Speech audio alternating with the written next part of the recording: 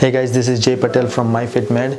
Today we'll talk about depression. If you complain about having symptoms of depression or feeling depressed to your medical provider or to your primary care, most of the providers' first line of treatment will be antidepressant without knowing the root cause of your depression. This antidepressant comes in with a lot of side effects. For most male and female, definition of feeling depressed may just be the symptoms like lack of motivation, feeling tired, or just feeling low in general. The first thing you should do if you are suffering from these symptoms or if you are just starting to have this symptom is to get your hormones and vitamins checked. There's a lot of study that has shown that low level or suboptimal level of hormones like testosterone, thyroid, and vitamins like vitamin B12 and vitamin D can mimic the symptoms of depression.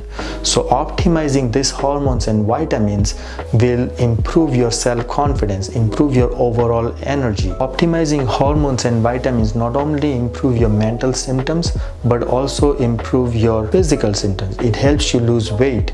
It improves the quality of sleep, helps you lose body fat percentage and gain lean muscle. Overall, optimizing your hormone and vitamin gives you a good sense of well-being and improve your overall health.